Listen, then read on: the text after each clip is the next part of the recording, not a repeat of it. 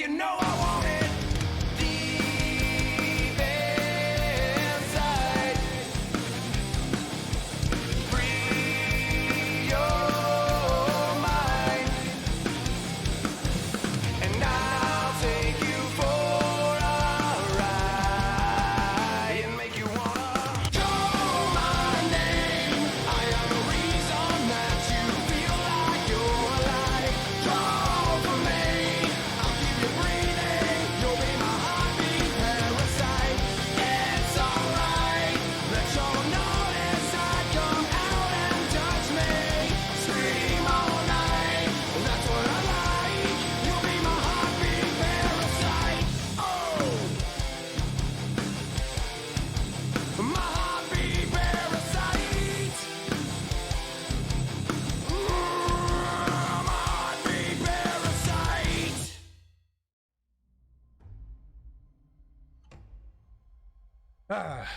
Woo. Welcome in Vigo's Court. Wasn't that intro kind of nice? Yo, that was crispy. I like it. I like it. It lets us know we're Super. getting ready to start off for the regular season. We got some finals today. Ooh-wee. Oh my goodness, guys, court is in session. I am your judge, Judge Vader, joined by Counselor Q. Counselor What it Q, do? how are you What doing? it do, baby? I'm feeling good, man. It's Sunday. We've got six. We've got some Arctic Wolves tonight. I'm excited. We're gonna have some fun games tonight. Oh, I just, it's all come down to this. I just can't wait. Oh yeah, definitely. Like this is what we've been waiting for here. Like all day today, like all I've been thinking about is like, oh my gosh, guys, this game today, right now. Oh man. And so we will see Arctic Wolves killing first here. And so we already know this is kind of like just two superpowers on either side, right? Like Arctic Wolves killer has been like an unstoppable force, Wispy. But then the survivors of six, with like even with last match, them having a few deaths and having to deal with a little bit of adversity, right? Six's survivor core is still so strong. So this is definitely going to be power meeting power. I'm excited to see it. Yeah, we've seen Wispy have some very, very strong performance, even like not using some of what we'd consider like the meta 3 killers, right? We've seen her bust out some Death Slinger, which just again for the record I called. But we've also, like you talked about, Six has had some very, very impressive survivor performances, and I don't want that to make it sound like we're not looking for Six's killer as well as the Arctic Wolves survivors to come out and do their thing too. I think Arctic Wolves have really shown a very good job of coordination, being able to rotate the map, get to the gens that people have been rotating off, taking those hits. Six's killer has been pretty tough through all of their performances as well. So I anticipate this is going to be one of those games where it's going to come down to like whether it's progressions, a couple of hook states somewhere throughout the 4 trials. It's going to be close. Yeah, definitely. I can't help but to agree. I think it's definitely going to be a really close one. Looks like maybe I'm assuming Wispy may be my killer here. I might be able to join them and see. I haven't gotten an invite, but I mean, who knows? Maybe it's like yesterday, and we'll be the last one that shows up, and they're like, "Hey, let's get this bad boy rolling," right? So, hey, definitely, guys. If you missed it yesterday, we actually had a match in which our survivors and our killer ended up joining in without us completely, and so me and Q were like, Are we gonna get an invite here? And then all of a sudden, while. all of a sudden, like the players message and they're like, "Oh shoot, we loaded in without you." And we're like, "Oh no, oh Lord." It was fun though. It was cool. We were able to. They were able to reset. They were allowed to change their builds and everything. They just wanted to give each other a preview before hopping into that match. So coming into game number 1 here into the finals. In the finals, both of our teams are able to have their killer pools reset, right? Yeah. So if you are coming out here in game number 1. Are you coming with your strongest killer? Are you trying to come out with your second strongest and leave your strongest for game number 4? Because that way, in game 4, you're going to know your win conditions. So you play with your strongest killer. Then what's kind of the strategy going through your head at this point? I say you start off super strong, and we already know how strong Wispy's nurse is, definitely being the first 12 hook 4K of the qualifiers. So we know that Wispy is strong with nurse. I say bring nurse out early maybe, and go ahead and try to put the survivors of 6 on notice that, hey, I've got your number, right? Definitely though, I think if you're 6, just got to keep the composure. We've interviewed Joy King a couple times now after the wins that they've had coming into here, and that was the biggest thing we heard from him, right? It was like, hey, just keeping that composure, making sure that we're not getting overwhelmed, right? That was them who had almost thrown at the on the top side of Thompson House and ended up getting a 4 escape, right? And then we talked to them at the end. Yeah, that was them. Okay, I wanted to make sure I was putting the right team together. Yeah, I mean, oh man, what can we say about either of these teams other than the fact that I think we've kind of seen them be pushed on both sides, actually, both Killer and Survivor, a couple times. So man, I don't know. I'm super excited to see what we come out with. What maps are we going to be visiting today? Today, the maps we will be on are, hold on a second, let me pull it up one more time. I believe we are on Rancid and Groaning Storehouse. The Abattoir. Oh, yes, indeed. So starting out with the corn map, dude, I might take back my nurse, right? I think you'd rather use nurse on Groaning than on the corn. Maybe I'm wrong. I could be wrong.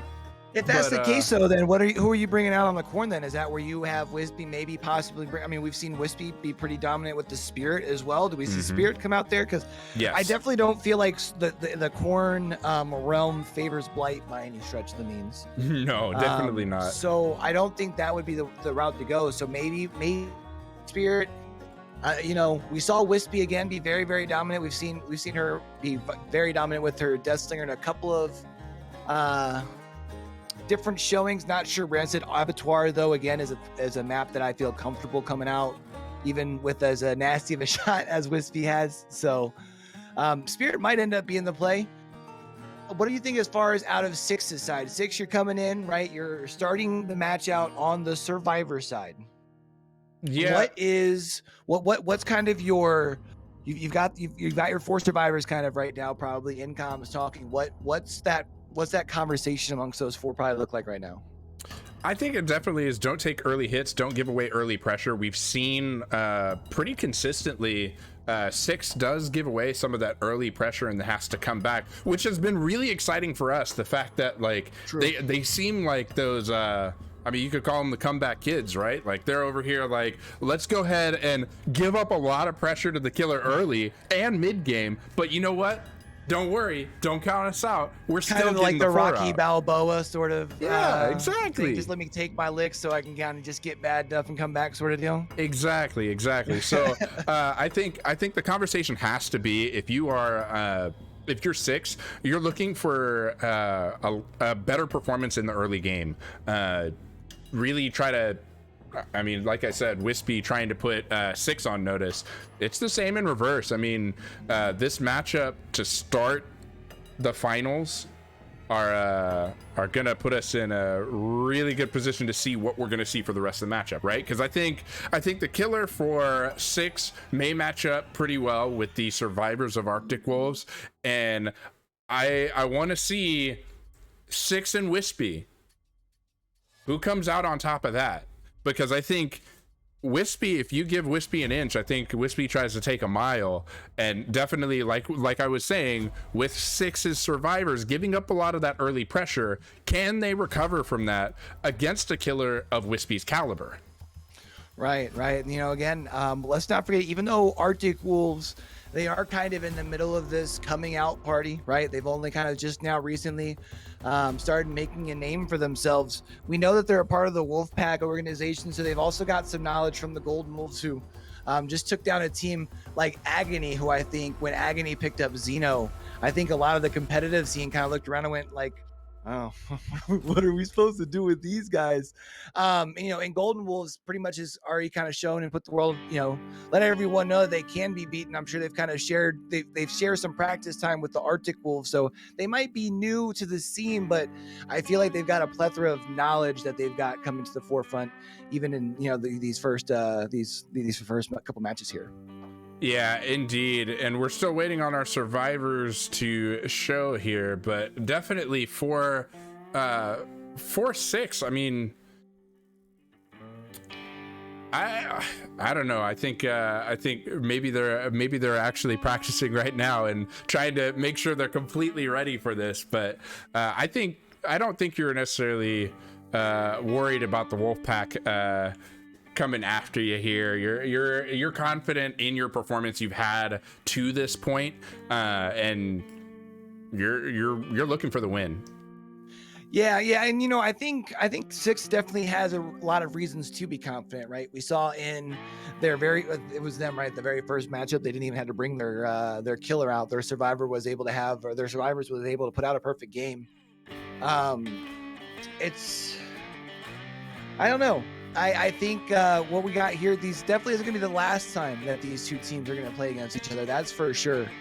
I think this is going to be the first of many classics, potentially. We've seen these two teams put out good performances against other teams. So today I'm just really excited to see how these two play against each other, because I think this is going to be the first time we've seen them in like any sort of comp league or tournaments or anything like that face each other. So yeah, indeed. And I am inviting our survivors now, as I have seen them ask for an invite here. So we are getting close to getting started here. And talking about Wolfpack being here, definitely looking over the roster of Arctic Wolves, we see some of the Golden Wolves players on there. Like Wispy, I believe, actually does kill 4 Golden Wolves. And then it looked like I saw Direwolf on there as well. So definitely having some of the leadership from Golden Wolves give you a lot of that experience is really, really nice.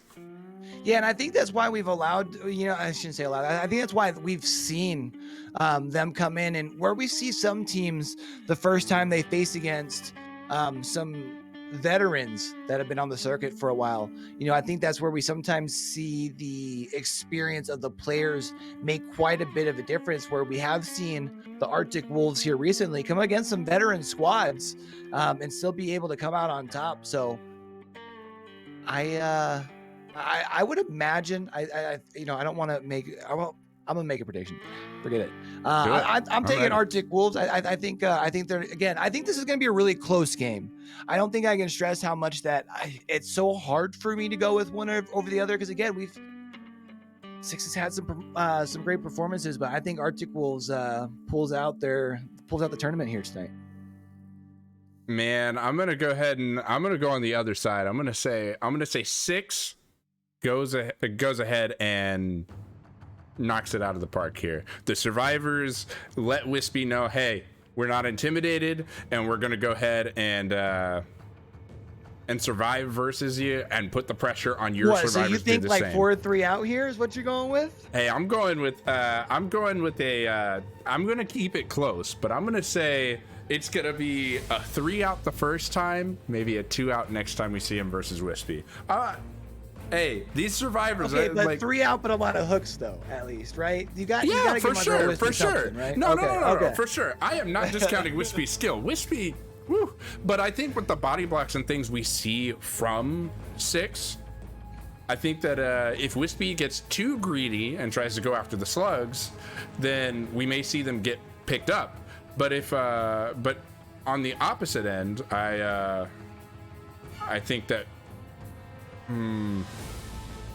I think if she doesn't go ahead and chase and try to get those slugs, then body blocks will happen, and you may not get the downs you want, right? Like body block, go and reset, come back for another body block. We saw that from 6 versus a demo, if you remember. Like Joy King was the best bodyguard I've ever seen. Oh yeah, Joy King was a tank that game. Yeah. So I think like 6 has proven like, hey, we've got ways to counter this. So I don't know. It's really gonna come down to like strategy versus strategy there, right? Yeah, that's true. So it does Actually look waiting like on Wispy to move over to the killer slot and get the loadout set. Wispy has actually stayed in this survivor role here. I guess Wispy was trying to bring in the killer on the survivor side of the queue, isn't it? That's a different game. That's a different game. It's called Among Us. It's where you're trying to find the imposter. It's a different game, oh, dude. Right, That's right, totally right, a different right. game. Yeah. Like this is Dead by Daylight. All right. My goodness. So while we're getting ready here, while we got a second, and we're making sure we got Wispy switching over and starting to get the build set up and everything, this week we are going to see the introduction of Michaela and some boon totems and things like that. We saw that they did nerf the boon totems just a little bit. I know it sounds like a very small nerf at the 4 meters, but for those of us who know math and know how circles work, the 4 meters on either side obviously makes a big difference. And they did some other changes as far as them not stacking. What are your thoughts as far as once these comp players start to get their hands, do you feel like once some, whether it be Vigo sports or even some other terms and things, do you feel like boon totems are something that we're going to see move more into the meta? You know, it definitely depends on. I think right now they're way too strong and need a nerf before they get brought into comp play. But I mean, like with the behavior talking about making it so the totems no longer stack and things like that, we may end up seeing them enter comp. And I think yeah, we definitely see Circle of Healing if it stays anywhere close to its current state. I don't see how it doesn't enter the meta. I mean, let's say you 3-gen yourself. Yeah, I'm definitely putting Circle of Healing on the opposite side of the map. Just saying. True. Now you don't need 2 people to reset. That is, something You that take a gives you hit. nice. Just go over there. I am still surprised, even though they did have some of the nerfs that came to it, one of the things that I was kind of surprised to see is, so it gives you the ability to self-heal, and then on top of that, you still also get the 100% speed, increase for the healing, so now your self-heal is like 16 seconds, so Yeah. I was kind of surprised to see that of the few changes that they made to the boon totems, that wasn't one of them. I don't know if it's just because enough people were making, the biggest issue that everyone had was the just regular radius of it. So who knows? But I don't know. I think it's going to be something that's going to be interesting to see, again, as not only the survivors get their hands on it and figure out how they want to implement it into their strategy, but also seeing some of these killers, what goes on in their mind. Are they taking the extra seconds to put out a boom totem, or are they just saying, no, I would rather just go ahead and focus on, my objective, and whatever the bonus they get around those 24 meters is the bonus they get around those 24 meters. So I think that's the thing for me, as the teams kind of get more time to spend with these new perks. I'm really looking forward to kind of see what the strategies come out from there. Yeah, definitely. I think it will be interesting to see, but oh man, I think that if boon totems do come back or do get entered into the comp scene, I think we'll see survivors see ruin, and instead of cleansing ruin, they're gonna apply a boon. Yeah, but now you're going to be taking 24 seconds to bless the boon instead of cleansing it, right? Doesn't it just make sense to cleanse it? I don't know, I guess these are some of the things that I'm excited when we see some of our top tier players, in the comp scene, once they really have time to dig in with it while they're doing, because they're going to be playing around with it a lot in their custom games, seeing the best strategies that way versus in pubs. So Yeah, I agree with you there. I don't know. Oh, we saw Wispy move to the killer slot. I think we're getting close. Definitely, I think that it could go either way with those boon totems. If you bless ruin instead of cleansing ruin, I don't know. Then if the killer goes and gets rid of it before the last gen pops, maybe that is the only totem that was left for Noed to proc. Man, you know they don't cleanse no totems if they don't have to cleanse no totem in the comp scene. They're way too worried about getting those 400 seconds worth of objective time done and getting those X's doors X powered up. You know what I mean? Yeah, I understand that for sure. And guys, we are, in fact, ready to get into this match. It looks like we are good to go. Builds in. And let's see. I think they are gonna ready up here soon. We see we got 2, 3. Yeah, I think our survivors were just kind of waiting for Wispy to flip over there and switch to that killer role. It looks like we're now ready to roll on into game number 1. Of course, we've got 4 trials here today. Super excited to get into it here. Yeah, me as well. This is definitely gonna be super exciting. I am definitely. I've got goosebumps. I can't wait. I need the match to start now. Like right now. Oh my goodness. But yeah, definitely before we get into it, we will review how our killer can score those valuable points, because as Q already said, we're expecting this to come down to the wire for points there. All right, looks like we do have our map set. Whew. All right, so guys, definitely having Rancid Abattoir on here. It is a corn map. We were talking about Spirit possibly. Chat, what are you thinking we will see from our killer Wispy here?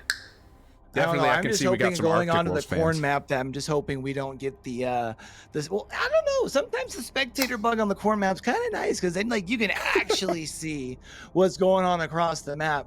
Although obviously it doesn't give you that like genuine spectator feel. So I do want the corn to be there, but sometimes it's funny to watch. I'll tell you what.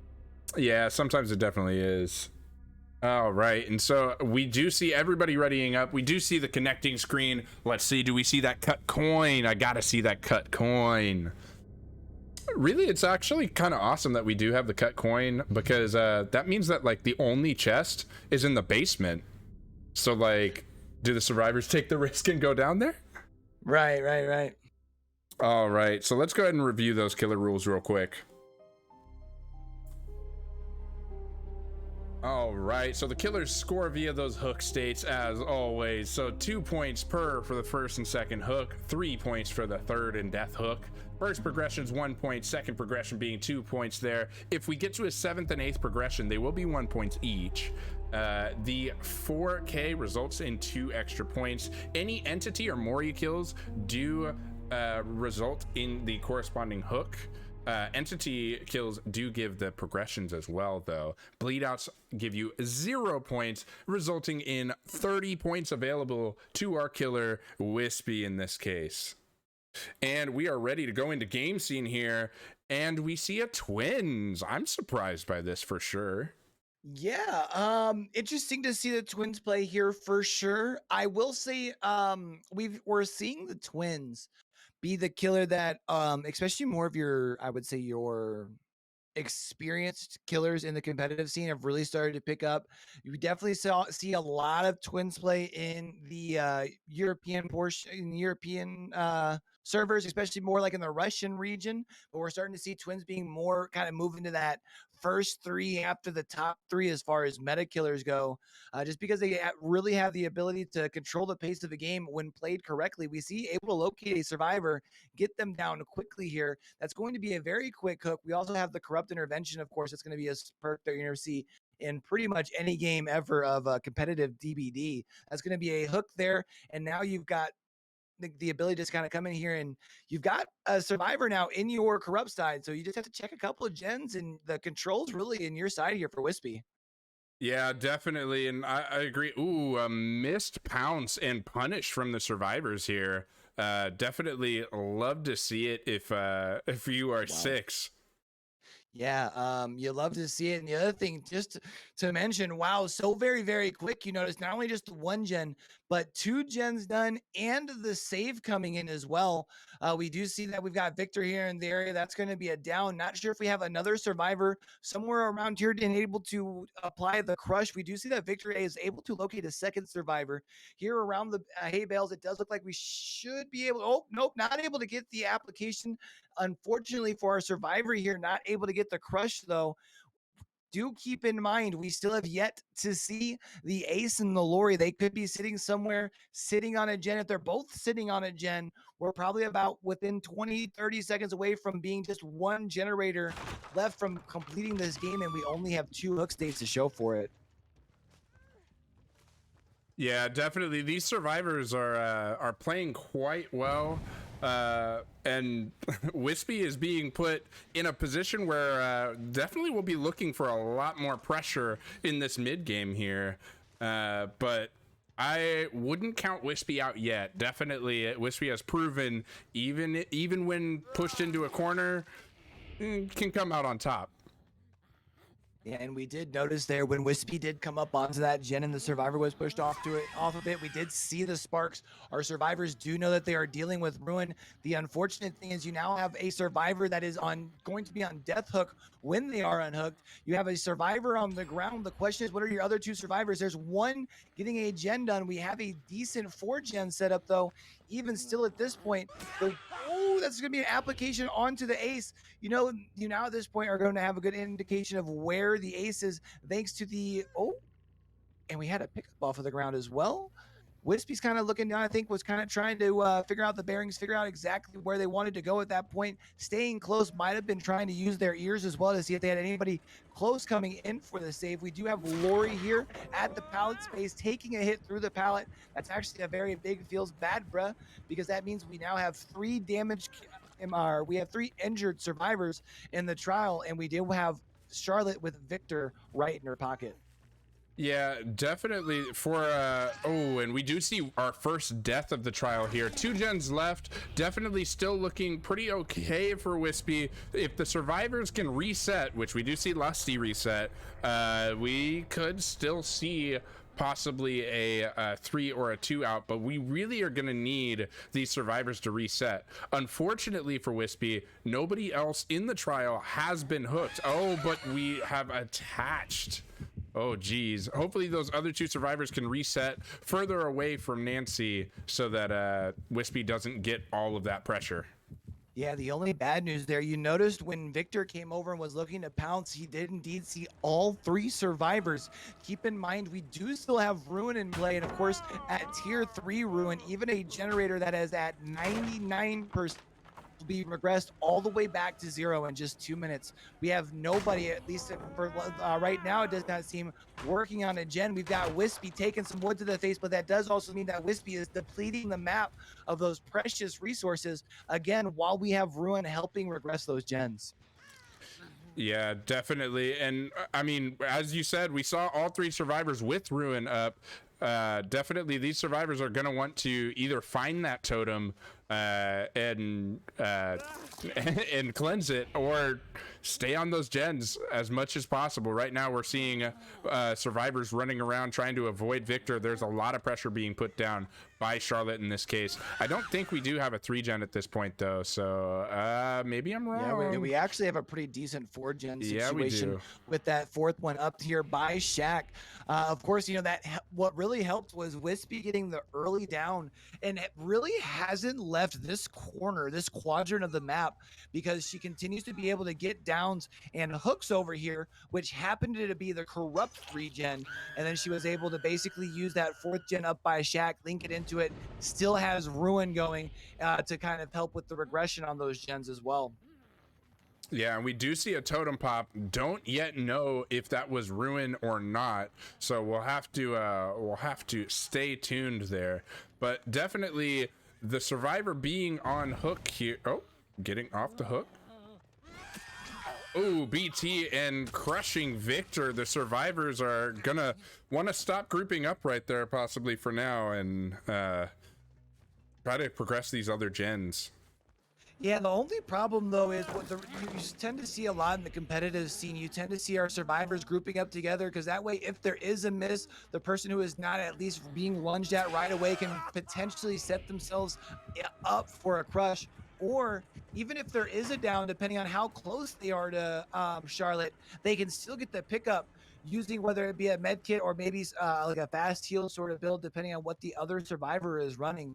We do see that we have a survivor in the locker. It looks like Wispy might be concerned about some D strike. So instead, is just going to sit outside, continue to wait out that timer there. Instead, down goes our survivor. It does look like Wispy is going to opt for the slug here. Oh, no. Actually, I guess since Wispy got Charlotte back in the pocket, or got I should say got Victor back in the pocket, and instead just going to kind of stick around by the survivor here. Does indeed go for the pickup. The question is there a D strike in play? The answer is no. That's going to be hook number 2, if I am not mistaken. That's going to be hook number 5 altogether for the trial here.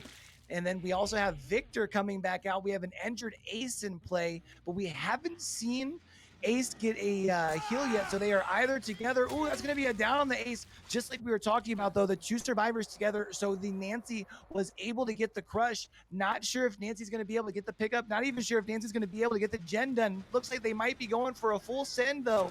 Not able to get the play down. Now you've got a survivor down on the ground, and you've got Victor going after your last survivor.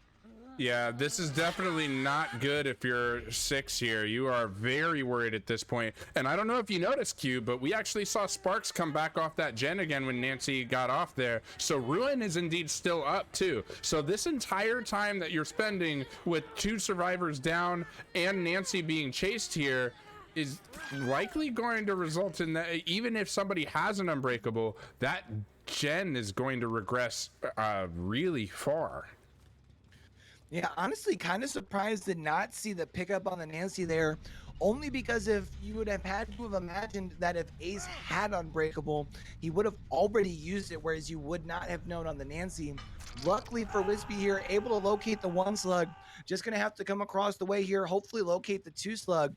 All I can say is wow, I don't think I have seen Wispy's twins before. But man, she came out here and absolutely knocked this trial out of the park. At this point, just going to be getting one last pickup here. I think basically just waiting to see if there is a deliverance play here before they go for the pickup. But if that does stick here, that's going to be a 4K with just 3 generators completed. Wispy really doing a very, very good job of setting the pace for the Arctic Wolves. Yeah, definitely. I think this was definitely what we were watching for, is how was Wispy going to match up versus the survivors. And for sure, originally there was a lot of pressure early from 6 onto Wispy, and Wispy turned that around in a hurry and ended up being able to do what Twins does best, cause the slug party, and really let these survivors snowball themselves. And really, I think for 6, it was really just not getting Ruin that allowed for a lot of that, because they still were putting a lot of progress on Jets. Oh my goodness, there is our deli. Yeah, we've got that deliverance play across the way. I think you bring up a very good point, though, because one thing, oh, there is a hatch in play. I don't think the elimination is going to come in time. Of course, we're not going to go for the pickup. We are going to go for the pickup. That is the right play, for sure. Well, luckily, we didn't have to worry about the decisive strike, because that would have been kind of spicy there. But that is going to be back up on the hook they go. One thing I wanted to bring up, though, because I think you brought up a very good point of our team from 6 here trying to do the objective through what we ended up seeing was the Ruin and Undying. But that's one of those very high risk rewards, right? Because let's say had they searched down and found Ruin Undying, but had only gotten 2 gens completed, is that worth there? And the answer is no. So if they had gotten, if they had been able to just get a couple more runs to last just a couple more seconds, maybe you get yourself an extra gen, at least that one that's right there next to Shat, get that one done, get yourself some costly points. But instead, Wispy coming out and setting the pace with 24-4. Yeah, definitely. That does give Arctic Wolves a 24-4 lead. Wow. And that is huge. Definitely coming out of the first trial.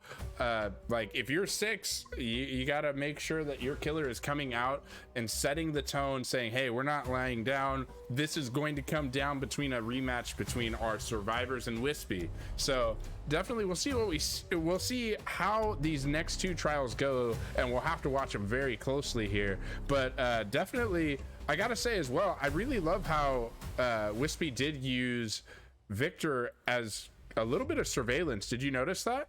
When Wispy was running on top side next to that main building, on like the top side of that 4-gen going around the map, Victor was on the opposite side near the shack, and that gives you perfect surveillance of, are they kind of over here on this other gen or going near Victor at all while I'm chasing this one survivor over here?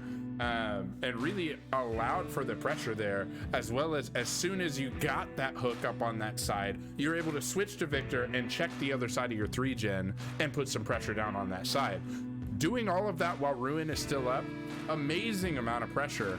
And for sure, our survivors, we had seen them in several games not cleanse Ruin or Undying. Like that's kind of been a common theme for Six, hadn't it? Yeah, they've been fine. You know, they've been able to come out and they've been able to prolong chases enough where the rest of their 3 survivors are either able to just stick on gens or rotate around to a gen that they were pushed off of. I mean, that was one thing we had talked about heading into the matchup. That was one thing that we've seen Six do very, very well throughout the course of the qualifiers so far.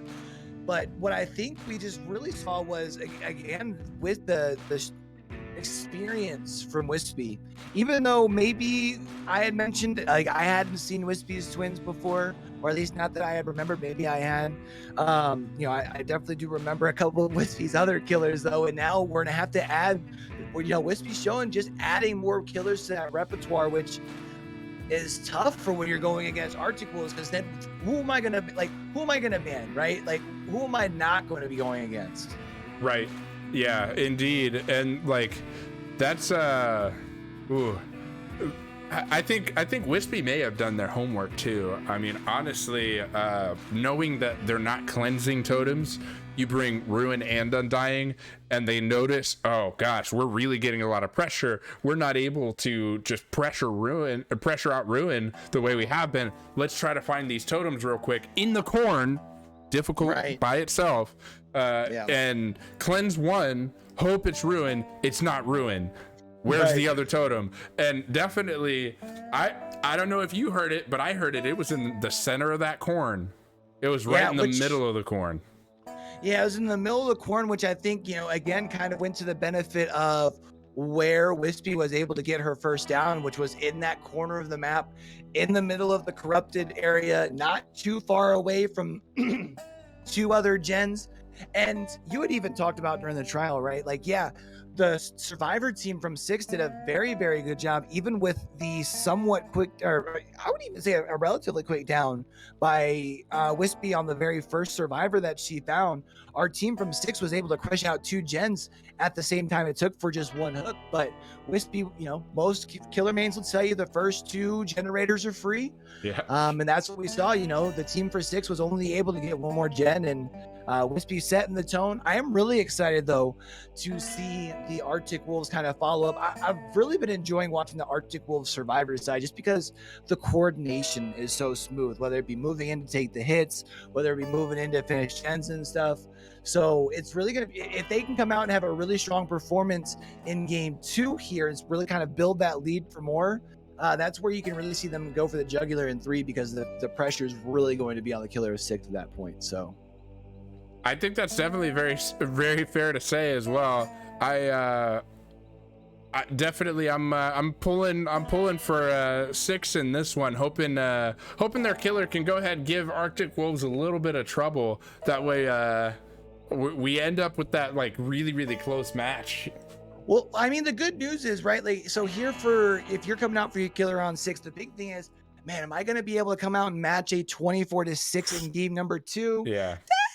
Maybe not, but if I can minimize the gap between 1 and 2 and then still come out and match my performance from 2 or do better in game 3 and have something closer to the 24-6 from game 1, now the pressure shifts right back onto the survivors for 6, or even you can say the pressure's on Wispy there, because the score is almost the opposite way around. So definitely, and I think what we will definitely be hoping for will be, if you're 6, you're hoping for a 3K, and if you're Arctic Wolves, a 2K is good because you preserve your lead. But you're really going, I think if you're Arctic Wolves, you're going for the jugular. You're trying to go ahead and try to end the matchup as early as possible. So you're going for a 4-out, of course. And I think it's almost a no-brainer, right? Like, you're like, well, yeah, as a survivor team, of course you're going for a 4-out. That's like, who goes into a match and goes, all right, guys, we're gonna get one guy out today. Yeah, but yeah. I think. Yeah, I mean, I get what you're saying, though. I get what you're saying, though, because as the survivors here, if you're able to come out and take control of game 2, and do the exact opposite, where the survivors come out with a higher score after game 2, now all of a sudden your killer going into game 3 is now they're recontemplating their game plan. Maybe they came in thinking about one killer, now going, oh man, but now I need a 4K, and I'm gonna need to slug them, and I need to do it at 4 gens. So maybe do I switch it up, or do I switch up my build? And it just gets killers out of their zone, just that a little bit enough where a team with confidence can really capitalize on the few mistakes that are bound to happen. So we see a couple of our survivors here getting ready to it looks like they're ready here to jump in. It looks like we got all 4 survivors, so I'm excited to see what our survivors from Arctic Wolves do here in trial number 2. Yeah, I agree. Definitely, it looks like they are excited to get into this match. We're already connecting into the lobby, and man, on Rancid, what killer do you think they're bringing here? I mean, I'm sure we'll probably be seeing a high, probably like a Spirit Earners, I would imagine. I could agree with that. I think a Spirit. So guys, these survivors for Arctic Wolves are going to be looking to try to put this away by completing those gens here. So we're looking at the 1st and 2nd gen being worth 1 point each, 3rd and 4th gen being 2 points each, and the 5th gen being a whopping 3 points. But those escapes are definitely more valuable than our gens here, at 1 and 2 points for the 1st and 2nd escape, but 3rd and 4th being worth 10 points combined, 4 and 6 points each. So survivors have 26 available points here, and we are going to go ahead and go right into the game here, and we indeed do see a Spirit, kind of like as we were expecting on this corn map, right? Yeah, I think Spirit's kind of the smart play, right? You've got the ability to traverse the map pretty quickly. It is not exactly the largest map, but it's not like a compact map that like a cold tower by any stretch of the means, though it's not much bigger. We do see that our killer here for our Spirit here is able to locate a survivor, however, not able to get to the pallet here for 6. Gonna have to just break that. Normally you're going to see a lot of chases, right? You wouldn't like to see, imagine if you were in public match and you saw a God pallet thrown that early, you wouldn't be too happy, but do keep in mind, normally our survivors are going to be more pre-throwing pallets because they can count on their teammates to be across the map working on gens. I do believe that we should be able to make that window there. Yeah, Claudette does indeed make the window. It does look like Bear is indeed still looking for the very first hit. We've got this generator in here with a lot of progress on it. We do see there with both the Nia and the Nancy running away, we've got the sparks flying from the generator, meaning we've got some ruin in play as well. Indeed, and I think from what we're seeing from Arctic Wolves right now, they're trying to get that main building. Oh my goodness, what a grab!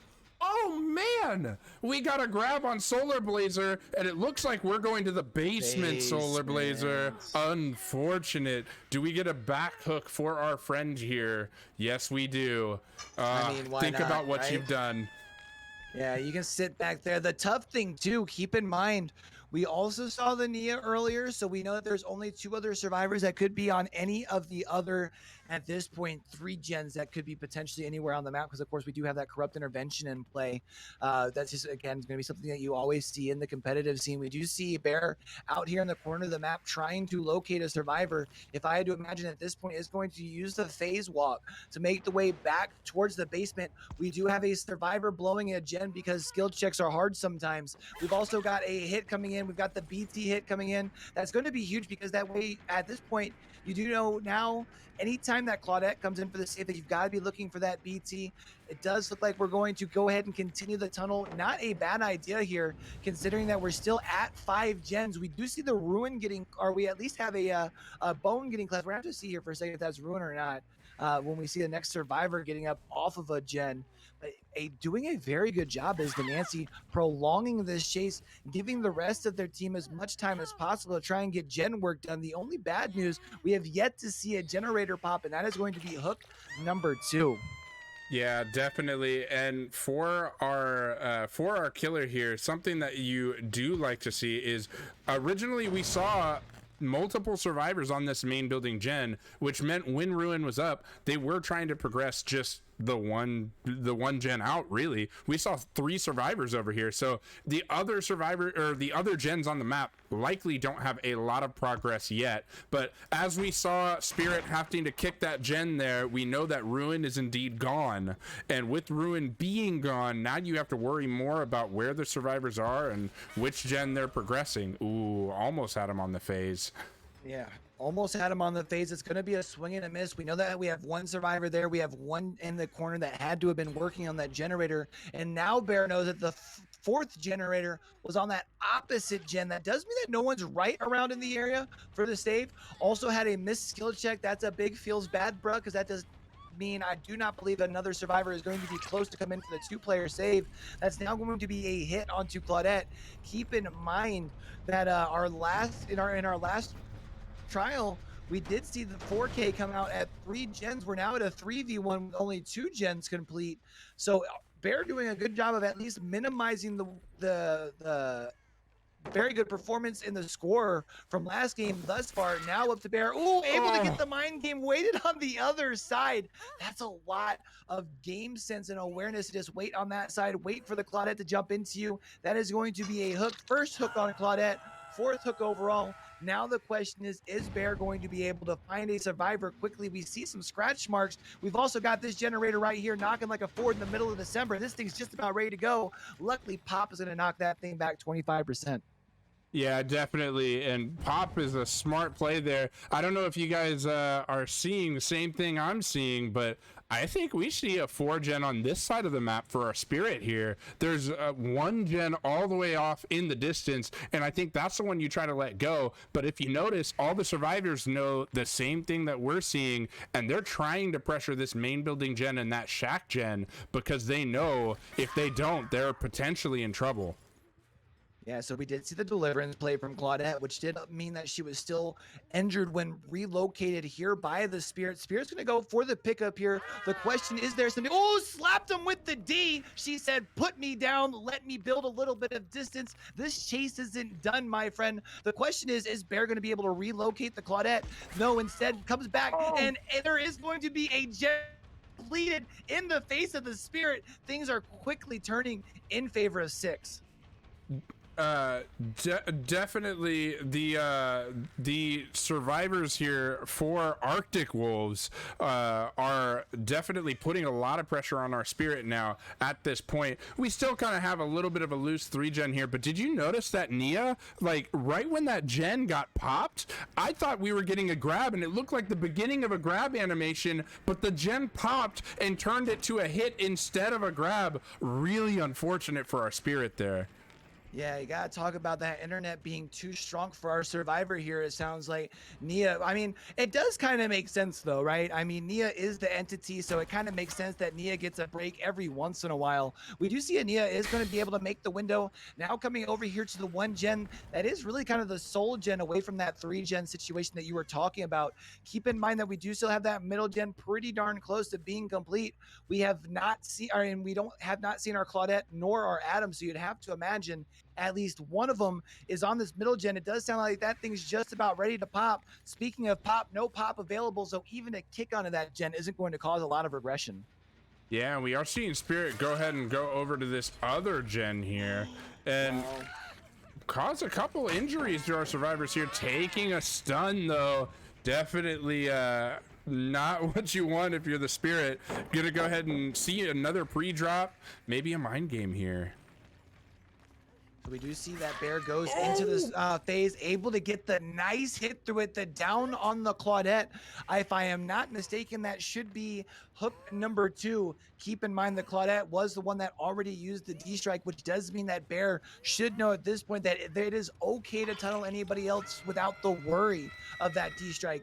But that is going to be the 5th gen getting done across the map. That does mean that both the Nia and the Atom should be able to split these gens and either start working on the door or go for the save as well. Oh no, we see our survivors grouped up, and that definitely makes me worried if I am our survivor squad here. You definitely would rather to have seen them completely separated, maybe on door or trying to get Claudette there, which we do see Claudette now getting unhooked. And we're seeing our Spirit come in here trying to get this down, missing there. Nia's already at the window and waiting. Yeah, we see Nia sitting on the other side.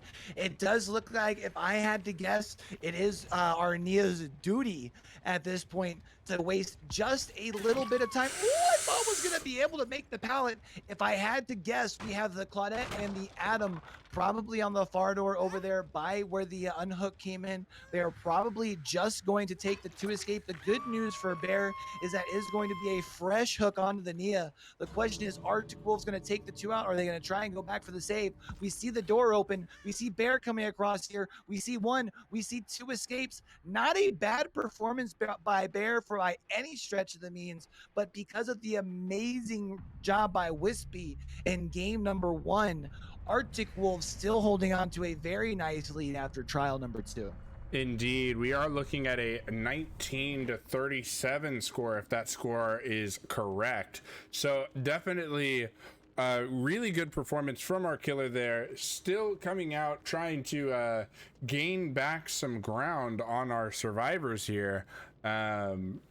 But yeah, as you said, Wispy just gave quite a bit of a lead, and I do want to note that, hey, 6 did actually gain some points on that lead here with that match. We will want to see them do more with that for sure in this 3rd trial.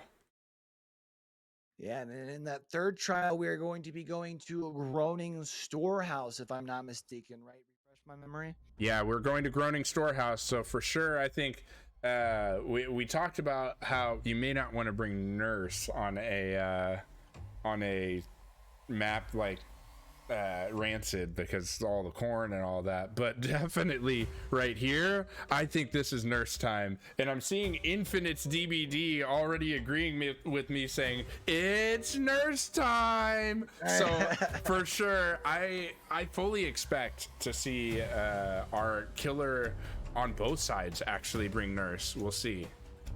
So I've got a question for you here, Vader. Yeah. If you are coming into this match, do you at least does your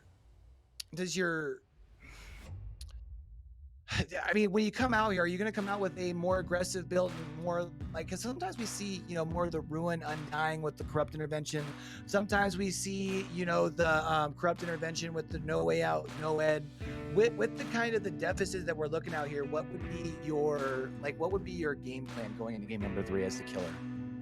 Yeah, definitely. Before I get to that, there is a high 5 that has been nominated. So All snaps. Oh yeah, it's time, Q. It's time for a good old high 5. You ready? Yeah, I love it. Let's go. 1, 2, 3, and get this high 5 right here, homie. Yeah. Oh yes, high 5 passed, y'all. All right, so definitely, I think if I'm the killer in this situation, you definitely don't want the survivors to get out. So maybe the No Way Out, No Ed would be a good option. but I also think you want to limit survivor scoring. Like, yeah, you want that 4K, but you almost want that 4K before the gens get done. You know what I mean? So in that case, you might not use the no ed, no way out. You know what I mean? So yeah, I guess because your thought process at that point, if you're having to use no ed and no way out at this point, going into the trial at this 18-point deficit, you've kind of lost control there versus just trying to put in a bunch of like a immense amount of pressure in the like early and mid game. Mm-hmm. Yeah, and I think if you're Arctic Wolves, if the killer is going to bring no ed, no way out, you'll take the 5 gens. You'll take the 5 gens, and if no ed, no way out's there, you're trying to hide out the no way out, and trying to get just at least one person out. You know, I don't know. We do see Groaning Storehouse does get enabled here, so exciting. We're already getting ready. Yeah, the one thing to keep in mind, I think here for Groaning Storehouse, I think at least as far as the thing that I'm looking forward to keeping an eye on from the Arctic Wolves is seeing when they decide to attack the 2 centermost gens, because of course those ones are never going to be covered up by the corrupt intervention. Generally your corrupt intervention is going to at least cover out the 2 that are in those outward lanes that kind of make the big L, right? And then like one of the corners. If the Arctic Wolves are able to get 1, if not 2 of those middle gens done before the corrupt's over, I think that's going to be really what I think sets the tone for the rest of trial 3, at least as far as the survivor side of matchmaking. Yeah, indeed. I think for sure I'm expecting them to try to attack those center gens early. And for those that don't know, Groaning Storehouse, I like to say it's almost shaped like one of those enemies from Space Invaders, you know? It's kind of like, if you turn it where it's like more like arrowhead shaped, it looks like that to me, right? Like you got this big old box with like an L coming off it, like Hugh said. Turn that up. It's almost like Space Invaders, but definitely those center gens right near where that L happens, right? Right near the wings of the spaceship. That's where a 3 gen definitely can happen, and the killer may decide to protect that side, but the other side we see 3 gens are on top side. So I think for sure you may attack the gen on all the way on the left side of our little arrowhead, all the way on the right side of the little arrowhead, and the center. Those are what you attack first. That way, hopefully, what you have are the top gen all the way at the very top of the map, at the top of the arrowhead, very tip, and then you have both wings of your spaceship. Right. I'm a man of analogies. I'm sorry, everybody, if you couldn't hang with me there, but I'm glad that we can appreciate the fact that we have plenty of people in the community who would still be old enough to know what you were talking about as far as your reference. My lord. So are you saying I aged myself there? I mean, no, I mean I'm okay with that, because I'm still pretty sure aging yourself is still aging yourself younger than I'm not going to say how old I am, so that's fine. Yeah, I am a fairly young guy. I'm only 26, so I mean, but I know what Space Invaders is, man. Like, you know, so for sure, that's just what I see every time, dude. Or Galaga. I mean, they still have Galaga in half of the arcades that I go to. Wait, you still go to arcades? They still have those? Yeah, dude, they got a really great one here in Kansas City called Up Down. Like, yeah? It takes quarters and everything. Nostalgia. Wow, that's crazy. Yeah. There was one in town that would do like all like the pay as you go, and it was pretty cool, but they closed it down during COVID, unfortunately. But we do see our survivors here loading in. Looks like we're gonna have Joy loading in here on the killer side. Are you still sticking with the thought of the nurse on the storehouse, or does anything change here, or what do you think? You know, we saw Joy come out and kill once before, and I can't remember what was used, but I don't believe it was nurse. I believe we saw a different killer for 6 come out and use Nurse. So I don't know if I stick with Nurse or not here. Do we know if Joy happens to have a decent twins? I mean, maybe potentially going for the 4 slug with the progressions, trying to earn yourself some extra points as killer here. Maybe trying to, make up a little bit of that extra difference. Give yourself a little bit of a cushion if you feel confident about your twins heading into trial number 4, possibly. I think if you are going for that, you're trying to recreate what Wispy did in 4K at 3 gens, which, I mean, that is the power of twins. I'm gonna go ahead and say the reason that teams a lot of times will bring twins is to 4K early, slug everybody in 4K early, and we saw a 3-man slug from Wispy. Well, 1 on hook and 2 slugs. So right, definitely that could be the play. Nurse has kind of the same potential if you can put a lot of pressure down and resets aren't happening, but I don't know. I still really like Nurse on this map, but I could see the twins potential. Definitely, if you put Victor right down near the shack there, kind of keeping that 3-gen there, like zoning that off. I don't know. It's tough to go against twins there. Yeah. I mean, we have seen though, and depending on some of the different leagues and stuff, I do know Groaning Storehouse has been the home for Nurse because it feels like it's kind of a balanced map and kind of as a place where Nurse is allowed to shine a little bit. So would not be surprised to see a Nurse, but again, we did see a different. I don't remember who it was, but I don't think it was Joy who played Nurse for them last time we saw during the regular rounds before we got here to the final verdict. So we're heading into game number 3. It looks like our survivors have gotten pretty well everything under control. I gotta ask, I know you've done the competitive thing. I'm not that good, but so if you're heading into a game 3 here, that you need a very good performance. You had a decent performance in game 2. You put a little bit of a dent into the lead. What's the conversation you're having, kind of waiting for trial 3 to start up here? Well, definitely, I think the conversation you're having is you need to put your survivors in the best position to be able to take the lead if you don't take the lead with this match. So really, you're trying to spread the hook states, limit how many points that the other team can score. So you're at least looking for a 2K, but you're really looking for a lot of hook states as well. You're trying to get that 3K and limit further, but you absolutely do not want that 4-point and 6-point escape under no circumstances, Yeah, definitely want to make sure you secure the queue out too. I definitely understand that. Yeah, and let's go ahead and review those ban rules real quick, because you won't see prove thyself in this league.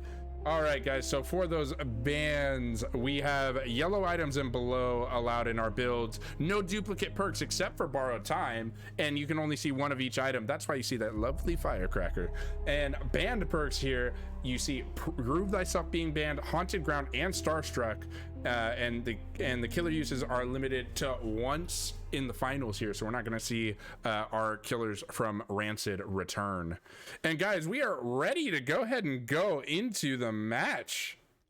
So let's go ahead and see, who do we have? We've got a Nurse. It is indeed Nurse time. Joy coming out and ready to show us their Nurse power. Yeah, we do see Joy coming in here, kind of like we talked about, generally have those farthest outside generators blocked, locating one survivor. Instead, Joy's going to go ahead and take the trip a little bit further into the corrupt area, see if they're able to find any other survivors. It does look like we have just the one over here, though. So now going to kind of double back. Unfortunately, that has given the time for this survivor to make their way in, maybe start making their way towards the other portion where the corrupt is, or even moving towards the middle of the map. We do see, unfortunate blink heading towards the middle. That is going to allow our Nia to make it towards the window. That's going to be a swing and a miss. That did look like, though, we had 2 survivors here, so that means we have 2 people around this area.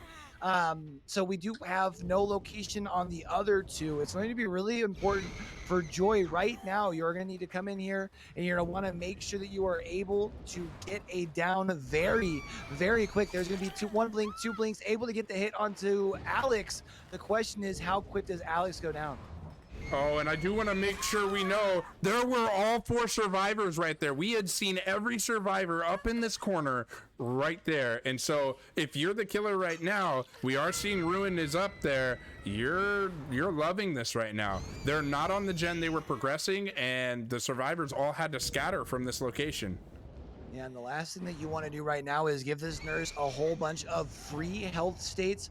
That is going to be, I believe, that is Ruin getting broken across the way. That is going to be unfortunate. No more help as far as regression on the gen when you push those survivors off of it. But the survivors do know at this point that they are dealing with the thanatophobia, which now with 2 stacks is going to be slowing down the progress on those gens 10%. Joy making the way back towards the hook, going to try their best to relocate Alex, if I had to imagine, and they're going to try and tunnel a player out. We still have yet to see a generator complete, so getting a down here would be very, very big for Joy. Oh, and we do see the down on Alex right now, and that's definitely pretty big. Uh-oh, the D slapped him strike with the D. Oh, Gotta love man. it. That's twice for Alex here. We've seen Alex bring the D strike, and hey, Alex doesn't miss that skill check, not at all. Yeah, you love to see unfortunate blink bug here. So with the D strike, that does mean that it's going to take just a little bit longer for the second hook to come in, just long enough for our first generator to be complete.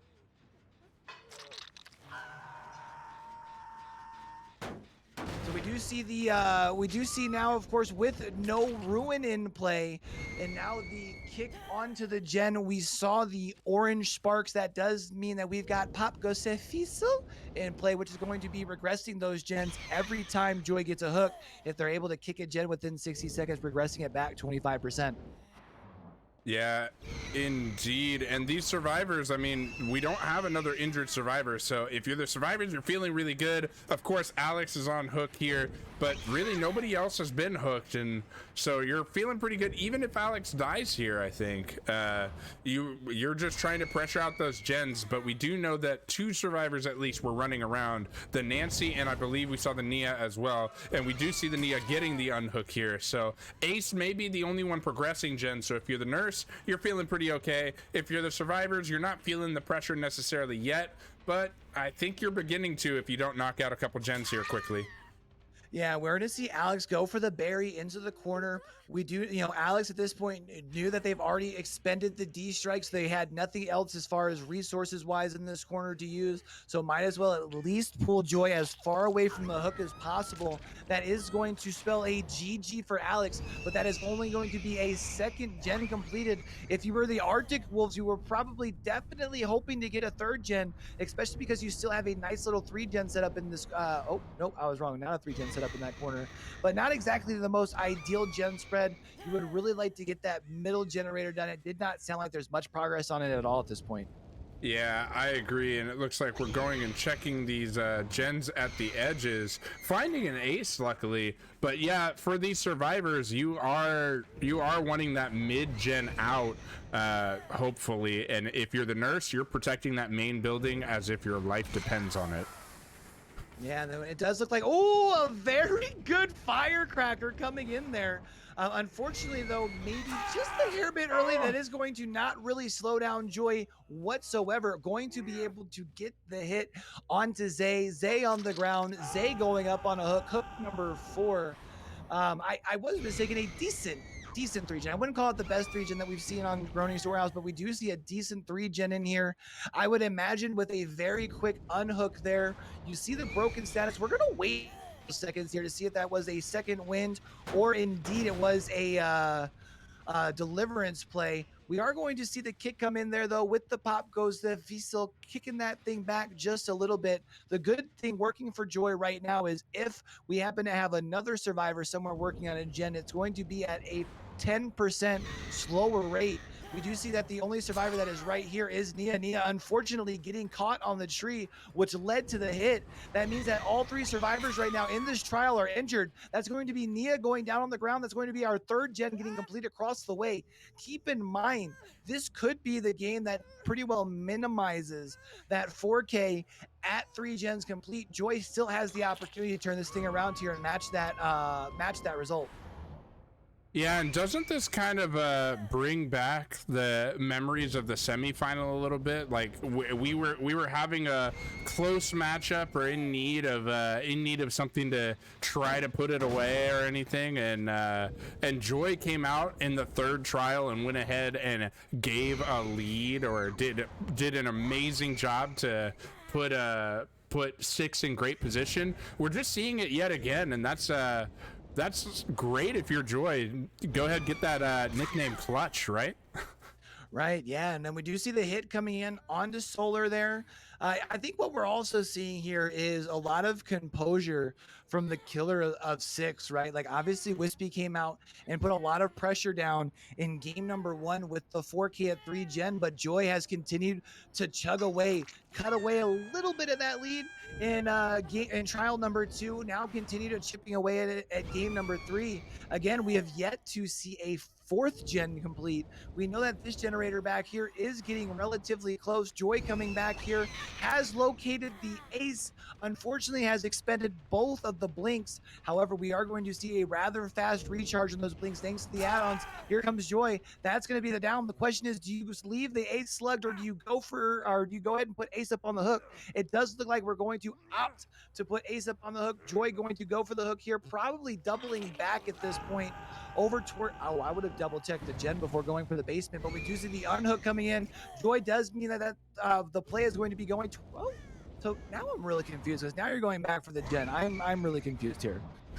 Yeah, I definitely agree with your confusion. I originally was like, go back to that gen, and I thought I had heard a survivor repairing that gen still, but I think Joy was like, I need to pressure the basement. No, I'm not going to get there in time. There's probably BT. Let me go ahead and make sure I at least take away one of the plays on this gen here. Back-to-back blink bugs. That's very unfortunate with the back-to-back blink bugs there. We do see, though, Joy has been able to locate Solar here. Oh, nice little body burn in order to buy themselves just a little bit more time. We do see that 4th gen coming in across the way, which does mean that our survivors for Golden Wolves now have put more points on the board than our survivors for 6 were able to do in trial number 1. That means that the pressure is really on Joy now. You really want to see Joy to not only be able to get the down here, but get the elimination on the other 2 survivors as well, and instead not going for the slug, meaning that there's still a chance for a reset and a 5th generator to be complete as well.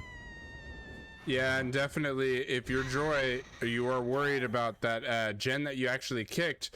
The 3 gen has been split up very well by these survivors. So that gen that we kicked, that we were trying to keep from having a lot of progress on it, we see that there's still sparks coming off of it. So these survivors have not yet touched it, but that still has a good amount of progress on it. Yeah, but you do definitely got to feel confident as Joy coming back over there, knowing that they haven't been able to progress that gen anymore. Unfortunately, that means you probably are not going to get worth out of this Pop Goes the Weasel unless you happen to run up right next to a gen that has something on it in the next 10 seconds. But you've got Nia right next to you. Oh, able to get the blink through the wall, able to cut Nia off, getting the hit there as well. That's actually huge by Joy, because then they're going to be able to put this hooked survivor over next to the generator that has the most progress on it thus far of the 3 that are remaining. Yeah, and definitely, I think Joy heard you. Joy was like, oh, I don't get to get value out of this Pop Goes the Weasel? All right, hold my beer. Yeah. Like, definitely going ahead and putting a lot of pressure down and finding our ace, in fact, near that gen that had the progress, not applying pop, seeing that the gen does not have that much progress on it. And, oh, a little bit of an overblink there. I'm gonna say, I actually think looking over there, unless maybe I just wasn't able to hear it, it looked like maybe that gen had actually regressed all the way back, if I'm not mistaken, which would have been absolutely crazy. Keep in mind, it has been quite some time since Joy had kicked it with the pop the first time. We do see the exhaustion after the blinks. Oh, that's gonna be a swing and a miss with a body block though into the corner. The question is, where is Solar Blazer? Is Solar Blazer coming in for the save? Has Solar Blazer been working across the map on a generator, possibly getting the 5th and final gen complete, which would give our survivors here for Arctic Wolves some extra points. We do see some blood spatter coming away from the window. Joy doing the best they can to locate the survivor. We do see that our survivor on the hook now getting eliminated, sacrificed to the entity. It is now just up to Joy to locate Solar Blazer here and end this trial. And they've actually done a very good job. If they're able to end this trial the way it is right now, 4K at 4 gens complete, they've done a pretty good job of putting the ball back in their survivors, court heading into game number 4 here, as long as they are able to locate their slugs and get them both up on the hooks. Yeah, I was going to say it earlier, but our friend Alex going into that corner and taking away the only hook in that corner, I was going to say could be huge if another survivor goes down in that area, but definitely it looked like our survivors were unable to do so, and so I think we will see a 4K here. Yeah, so now at this point, it is going to be just up to Joy to be able to locate this last survivor. You got to also hope that this survivor isn't somewhere crawling close to hatch, just because I do not think that we have seen even Joy locate the hatch up to this point. We don't hear it around the shack. You have to hope that maybe it's not back here in this back little choke point, because there's a good chance that that's where your survivor's heading. Indeed. And was that? We see blood right there. Oh, catch him. Oh, wow, man. That's actually really close to that hatch too. That would have been a very big point swing had Arctic Wolves been able to do that. Instead, up you go onto a hook. Like I said, not quite matching the performance from game number 1, but doing a very darn good job of keeping it close, getting a 4K at 4 gens here on the Groaning Storehouse with the nurse. And can I just say that goes ahead and gives 6 the lead. 6 was behind, and now we're talking about 6 having the lead and saying, hey, Wispy, you better 4K us again, or at least get a 3K to go ahead and take this back from us. It's on you, Wispy. So for sure, this is a great performance. And guys, we're getting a real treat here. We're getting a treat.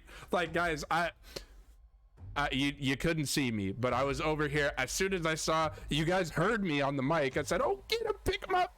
I was over here. I was adding it up in my head. I was like, no way. We are going to have the lead change and go into this last trial in the best way possible. Can you imagine a better way to have these finals go? Yeah, I think what we've seen here from 6 is really impressive, right? Wispy coming out game number 1, 4K at 3 gens with the twins. It's not the Blight, it's not the Nurse, it's not the Spirit. And then instead of getting down in the dumps and feeling bad about themselves, they chip away at the lead a little bit in game number 2. Now has taken the lead after game number 3. I don't think Wispy's going to be sweating it too much. Definitely feeling, Wispy's going to have to come out and feel very confident. But I think with only a 5-point lead, I don't think that's going to be where it's something that's weighing in the back of Wispy's mind loading into trial number 4. I'm sure she's probably already got a game plan. I'm sure she already knows which killer she wants to bring into trial number 4. I'm sure she's probably known for a few hours actually. So I'm going to be really excited for it. What would you anticipate us seeing from Wispy here in trial number 4? Do you think we see Wispy's Nurse? I think we do. I think that what we will see is a return of Wispy's Nurse. Wispy started this whole process for Arctic Wolves with their nurse, and I think we see the return in the finals to end their whole journey in this tourney with the nurse. No, I wasn't trying to rhyme there, but it just happened, so keep it here. Keep it with me. Wait, what'd you rhyme? Journey and tourney? Never mind. Forget it. Forget it. Forget it, cute. Forget it. No. I thought we had a moment, but no. Sorry, my fault. It kind of reminded me of the what was that movie back in the early thousands? Traffic, reaching for my chapstick. Yeah. Malibu's Most Wanted. There we go. I wasn't saying it was a good rhyme. That's $1 million rhyme right there. All right. Hey, so don't anybody clip that. Don't anybody clip that. That better not become a clip here. If nobody was going to clip that before, they're definitely. You're right. Hey, did what I had to. So we have seen both of these teams climb through the brackets. We have seen them be very, very close throughout 3 games. It has now all come down to trial number 4. 6 walking in with a 5-point lead. Realistically, 6 has been on the killer side twice. I think most of the competent killers I think people feel more confident when their killer is the last one to go versus their survivor side. So Arctic Wolves, even being 5-point down, I'm sure they still feel confident heading into this 4th trial here. I think if I'm Arctic Wolves here, I think I'm just in Wispy's ear, waiting for this game. And I'm just hyping her up. You know what I'm saying? We ready. What? You know what I'm saying? We gotta get ready for the game and see Wispy come out and knock this thing out of the park. Hey, I feel like it's almost not quite the opposite, but it's a little bit different. I think you don't want to be too giddy, right? Because then you might make some mistakes. So I think if you're Arctic Wolves, I think the conversation definitely is like, it's that team in the locker room, that like halftime speech, right? Like, all right, here's what we need to do. We know we got a plan. All right, let's go back to the whiteboard right here. Yep, we're gonna need you to get at least a 3K here because the way the math works out. Yeah, but you got this. We have full faith in you. Go on, you got this, Wispy. That's how I feel like it's going, right? Because I think if you get like too hyped and everything, maybe you make mistakes early game or give up too much pressure, or you never know. Yeah, I think the thing that's going to be interesting is we saw in trial number 1, even though Wispy was able to come out with the twins and able to get a relatively fast down, we saw 6 able to complete 2 gens pretty well back to back over on Rancid Abattoir. And then the game sat at 3 gens needing to be complete for quite some time. A lot of killers, I think, seen 2 gens fly that quickly. Even though most killer mains will tell you the first 2 gens are free, when you see the first 2 gens go that quick, it's kind of hard not to have a little bit of panic. Instead, we saw Wispy really kind of come out with that experience. So, I think Wispy's just going to kind of come out and do the thing here. I think the important thing is just trying to get as many hook states early as you can. That way you don't have to worry about somebody being a fresh hook when you have 3 players left trying to do their last gen. You know what I mean? Definitely, and I think definitely these killers are being as opportunistic as possible. We definitely saw Joy capitalize off of the survivors being grouped up initially there, able to see all 4 survivors in the same corner, and that was after the trial had been started for a little bit, so and even still, like later on we see groups of 2 and things like that. Versus Nurse, you don't really want to see that, but I mean, versus twins, like in the first match, you do necessarily want to see that. But we saw Wispy take advantage of the fact that survivors were not resetting. We found 2 injured survivors next to each other where they could have reset, and they didn't, next to a gen next to the shack. So we are seeing definitely both our killers they're try to take advantage of survivor mistakes. So I think if you are 6, you are looking for mistake-free trial, and if you're Wispy, you're hoping for the opposite. You're looking to cause these survivors to snowball.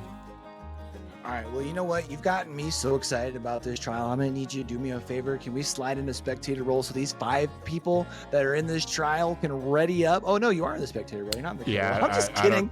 I'm glad. I'm sorry. I'm so excited. Bud. And I just see people sitting here waiting for the ready button to get ready up. I'm like, man, they're not ready enough. It's probably because he's in the role. No, but you are here. You're sitting here. It looks like they're just going to confirm, make sure that they've got that coin in place.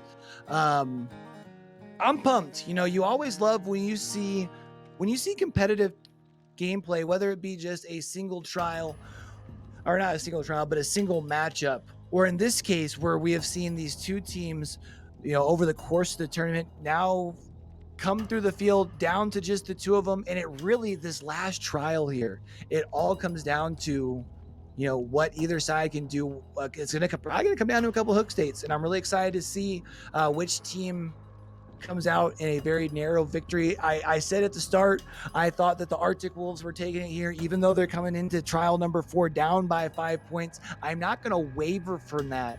I'm going to say Arctic Wolves are going to come out on top. I think it's only going to be by like 2 or 3 points after everything's said and done.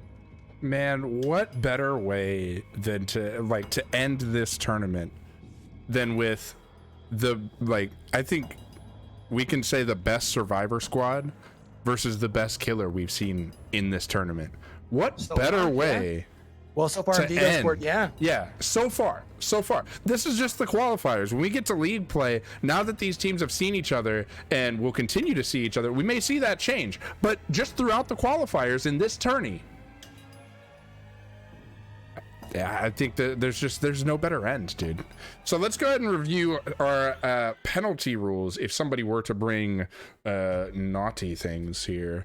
All right, so with our penalties, we will see matches can be played out or restarted, but if you have 2 of the same survivor, it's -5 points. A banned perk or item add-on would be -5 points as well. Harassing the ref, definitely don't do that, -10 points. Using an exhausted killer, -10 points. Using players not on the roster, -10 points. So definitely we don't want to have to call penalties, so we want our teams to make sure not to cause penalties. All right, but we're gonna go ahead and run right into this, and we see a blight, and a blight sprinting very early, immediately taking the sprint. Yeah, we're going to see Wispy coming out onto the Groaning Storehouse here. We are going to see coming into the corrupt side of the map a very, very good firecracker. Unfortunately, not really building any distance with it. Even with the blind and everything, still going to be able to find a survivor pretty well right off the bat here. The question is going to be, what is Wispy going to do? Very nice flick to at least break the pallet there. We do see, though, we've got not only... just the corrupt, but we are able to see here, at least on the display, we're getting a little bit of some auras thanks to that compound there. Very common add-on for the blight there. We also see a totem getting broken across the way there. Not exactly sure what we had in play. We hadn't seen any ruin or anything like that off of a generator just quite yet, mostly because this chase has been on the corrupt side for the entirety of the game at this point. We're now in the middle portion here, but Wispy doing a good job of not only zoning the survivor and containing them and making sure that they aren't able to build up much distance, but also depleting a lot of the middle part of the map of those very valuable resources. You've already got Shack Pallet down, as well as one of those middle pallets down. Unfortunately, though, you have not gotten a hook yet. Yeah, and definitely, I think you talked about that totem going early for our survivors here. With Haunted Ground being banned, as we talked about, there's kind of no real threat to taking out a totem, is there? So we see that kind of if it glows, it goes rule. And so whatever that totem was, we never get to see it. Our survivors making sure that the killer, one of their perks, is gone early. Yeah, and we do see, that's going to be hook number 1. We are going to see the orange sparks there. So that is going to be that pop goes to Feastal. Of course, our survivors will be able to tell because they had that generator very, very close to completion. So the next time that they pop back, there is no way they are not going to know that it's pop goes the weasel. Wispy now finally taking the time to break down this door. That's going to really weaken the strength of this middle tile here. Oh, get stunned, stupid! Hit with +10 wood to the face with the blind as well. Big play by our survivor. Wispy instead going to try and come back and interrupt the gen. Able to get the hit. You now have 3 survivors here. You're going to get the dry kick, but unfortunately there's no pop goes the weasel available, so that thing is barely progressing at all. Yeah, and definitely I think on the survivor end, if you're not gonna get it, don't take that hit. You gave the killer a little bit of pressure because now you got to spend the time healing. Otherwise we see an injured survivor running over here. I deem that a very risky play for these survivors, but we'll see how it works out. Hopefully they can knock that gen out. Did they just do it? No, that's a different gen than the gen that we had a lot of progress on. So actually, this is looking like a lot of pressure. There goes the gen. These survivors are doing great right now and putting the pressure down on Wispy. This is exactly what you want to see if you're 6. Yeah, especially because for 6 here, you've only gotten 2 health states, and more importantly, they're 2 fresh states. So that means both of the 2 survivors that have hooked still have 2 hook states left before they are even at the threat of being removed from the trial. You also see that our survivors here, I'm not sure if you're looking at this gen spread, but they've actually done a pretty good job. They've already knocked out both the generators that are on the 2 different Pride Rocks. So you have just the one here in Shack, then you have the 2 outside gens, and then the one the opposite corner. So you have a decent spread here for your survivors as well. You're able to control a lot of Wispy's time here. Wispy going to go for the slide around the Shack, but not quite able to work their way through. Not able to get the hit here. This is going to be a really big play. Able to make the jump out. Not going to be able to make the window, though. And down goes Claudette, wasting a little bit of a time allowed for not only the safe unhook, but the reset as well. You now have 3 healthy survivors in the trial, but you do have a survivor going to the basement. Can I go ahead and say, as you were talking about that gen spread, look, we've got one in that little, in the wing of our spaceship there, the other wing of our spaceship, and then the very top of the arrowhead. I feel like 6 took the Vader crash course here, doing exactly what I stated in the very beginning, before we even had any of our matches at this point. Very impressive to see from the survivors, having a strategy like that, going ahead and having it play out here, seeing the Tinkerer go up on that top of the arrowhead, but I'm worried at this point. This looks like we could have 2 survivors going down in the basement. Yeah, and a little bit of a mistake. I think Wispy might have thought that the borrowed time had already expired. Unfortunately, hitting the Claudette, applying the borrowed time when you had the body block applied, keeping Claudette in the basement, that has allowed Claudette to now come to the outside over here. You now have the pallet drop. You've got the player that was in the basement that was on the ground has now gotten picked up as well. You have nobody on the ground, no hooks to be able to secure. You do have Wispy, though, now taking Claudette, putting them onto the ground, putting them up onto the shoulder, and now onto the hook. I was curious if there was going to be a DS there, but no DS, at least on the Claudette. Yeah, and definitely my worry here at this point is what gen has the most progress on it, right? We already know that that Wispy has Pop Goes the Weasel, hasn't applied it. Do you apply it to that gen right there? Or do you go ahead and say, I've got 4 survivors alive right now, I need to go ahead and take one out? I need to tunnel out here, or take this trade and just go ahead and give up the last gen? Yeah, we do see the safe unhook there from the from Bear that is coming in on the Claudette. To keep in mind, that is going to be Claudette going back on the ground. We've got a Tinkerer procs across the way. That does mean that Wispy currently has no terror radius, but that isn't going to mean anything when you have a person across the way on a generator, maybe even 2 people holding M1 and hitting some great skill checks. Now it is going to be up to our survivors here. Wispy has at least already taken away the 6-point escape. Oh, no. You have found an injured survivor here. This is actually going to be pretty big. Now you have the ability to make the double back. Oh no, you've got the last survivor here. You don't think you have time to make it towards the door. Wispy's actually got a chance to make a very big play.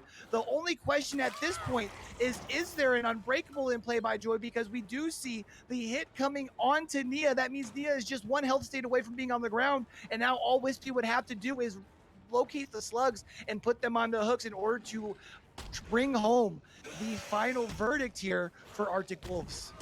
I think that we saw when our survivor from the basement got up, I believe that wasn't an unbreakable. So Was that it? Okay. Yeah, so I think that's already out of play. So honestly, I thought that this was looking very good for our survivors. Wow. But Wispy definitely still showing that, hey, don't count me out here.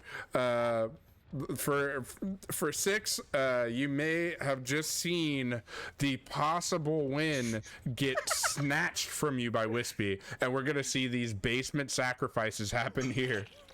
Yeah, it's funny. I couldn't help but laugh. Yeah, you see the you see Megan already kind of making the way over here. I think almost basically saying, "Hey, yeah, you got the best of us. Let me go ahead and make it a little bit easy for you. Bring you this way." It does look like though Wispy instead says, "No, no, no, no, no. You want the basement hook, but I am the one that's in control here. I am the killer. I put you on the hook that I want to put you on." I'm not sure what resolution y'all are watching this in chat, but that does indeed look like a 4K to me, bringing home the final verdict for Arctic Wolves. Indeed, and what a way to end it, right? I mean, we've seen, what is it? That's 3 lead changes now.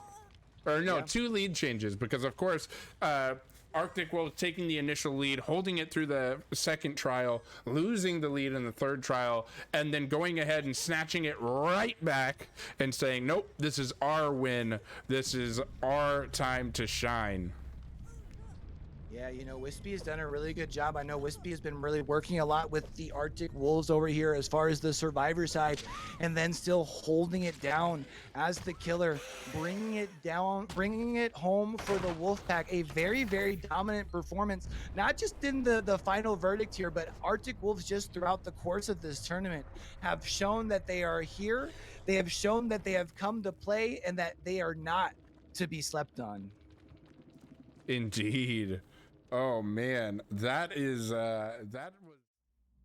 super, super exciting. My adrenaline is still pumping. Is yours? And I'm not talking the Yeah. perk. Yeah, you know what? It was pretty crazy, especially because we saw there, it looked like Six came out with a very, very aggressive game plan, just like we saw in trial number 1. Even though Wispy was able to come out and came with a lot of pressure, Six was able to match that pressure for a little bit in the early part.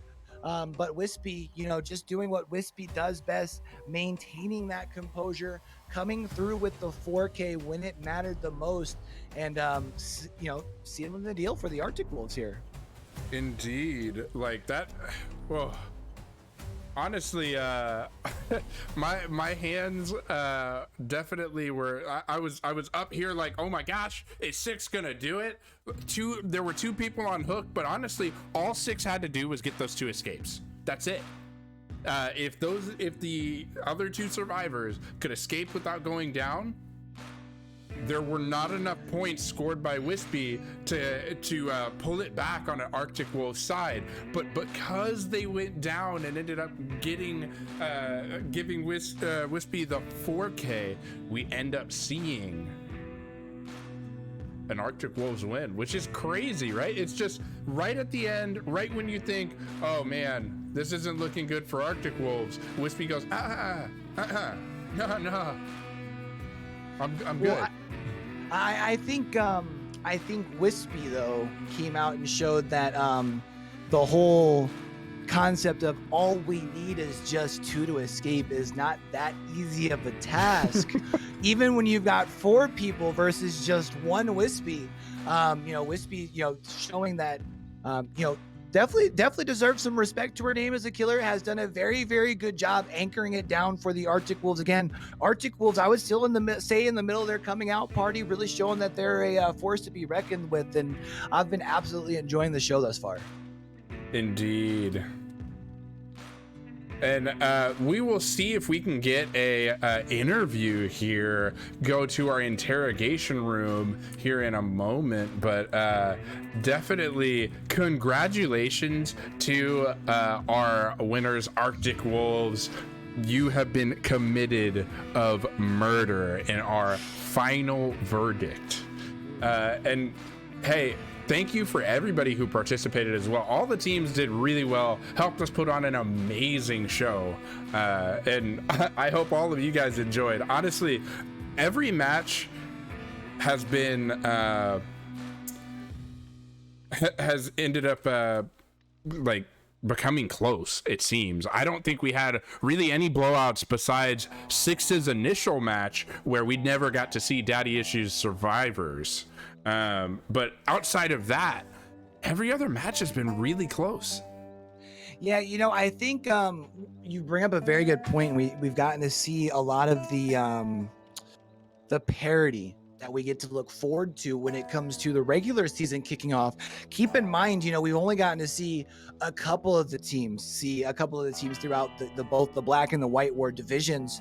But by seeing the parity that the teams that have matched up, I'm excited to see some of the matchups we haven't seen thus far. I think we're going to see that those are just as close. I think we're going to have week after week after week of just some very stiff competition when it comes to competitive DVD.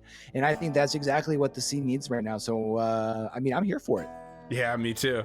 Definitely. I am, I'm really impressed. I'm excited for league play. And Q, I mean, we saw it in the intro there. They've got both of our faces up there. So are you ready to call all these games? Because I am. I mean, I'm excited for it. I know we also got a great staff here that's Yeah, we helping do. us a lot in the back. Definitely don't want to make it seem like it's just us working, because honestly, well, I'm pointing the wrong way. Me and this guy, we've got the easy jobs. We show up and we get to cast and watch a whole bunch of fun, high competitive DVD games.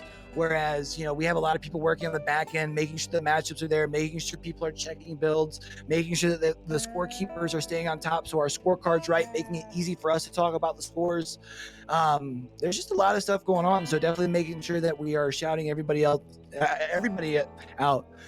because it takes a whole team in order to put this whole product together. Because I would say that the production side, Vigo's Court, makes sure that we are S tier for sure.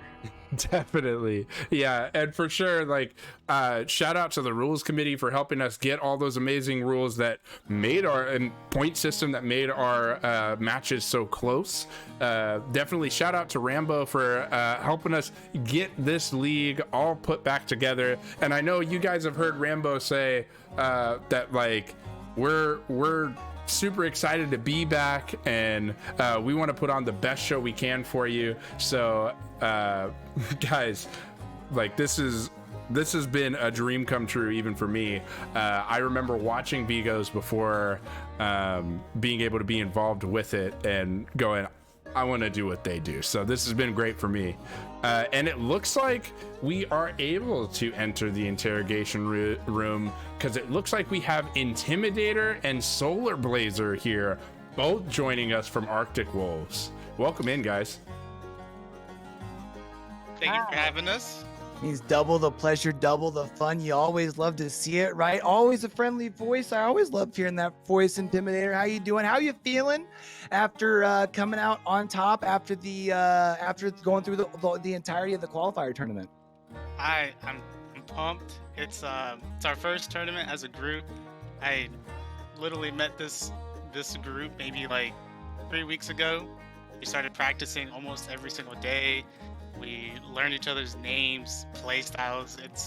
And to come out here, we weren't expecting much. We were expecting a lot of practice, and rather than just scrimming ourselves, it's nice to compete against a lot of good teams. Like, we played a lot of good teams this tournament, and it's nice that we made it to the finals. We weren't expecting it. 6 is a great team. I know personally a lot of them, and some of the other teams that we played against. But I'm just pumped that we made it here and the result that we got. Yeah, you guys played really well. Especially, of course, we can talk about Wispy there, but even on the Survivor side, I mean, you guys were able to keep the mistakes to a minimum and make really high IQ plays throughout the tournament and in the finals here versus 6, which is huge. Definitely, walk us through after that third match where 6 ended up having the lead.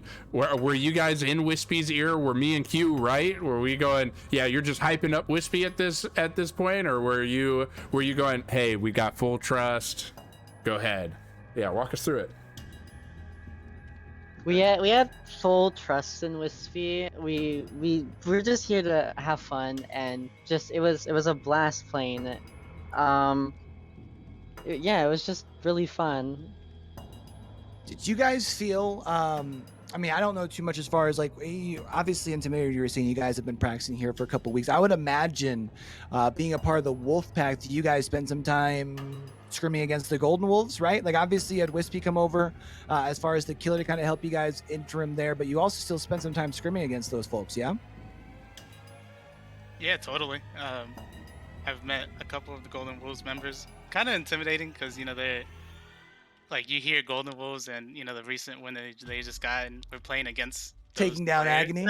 Right, yeah, for sure. That's the reason I wanted to ask, though, right? Because I think for a lot of people, when they're looking for people to scrim, and you guys have the opportunity to scrim against the team that took down, I think, what a lot of people were thinking was the unbeatable team when they picked up Xeno, and Golden Wolves has gone out there and they took that, and then now you guys have kind of gotten to share that knowledge. Do you feel like that was something that even though your team is very, obviously you said you've only been together for a couple weeks, does having that extra knowledge in your corner, does that help you feel more confident even with the lack of time to build your guys' chemistry?